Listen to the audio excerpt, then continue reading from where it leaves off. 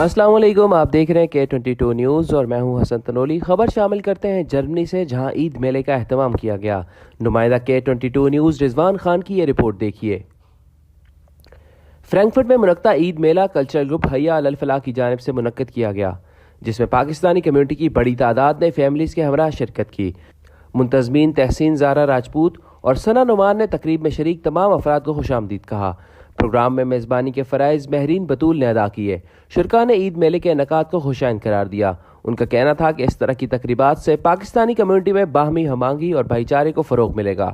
عید میلے میں پاکستانی لباس زیب تن کیے بچوں نے حسن کرت، نعت رسول مقبول صلی اللہ علیہ وآلہ وسلم، ملی نغموں اور نصابی اور غیر نصابی سرگرمیوں میں حصہ لیا۔ شرکاء نے میلے میں لگائے گئے پاکستانی اشیاء کے اسٹالز کو خوب پسند کیا۔ پاکستانی کھانوں، بریانی، دہی بلے اور سموسے چاٹ پر شرکاء نے ہاتھ صاف کیے۔ پاکستانی ملبوسات، چوڑیاں اور مہندی کے اسٹالز پر خواتین خریداروں کا رش رہا۔ Rizwan Khan, K22 news, Frankfurt, Germany.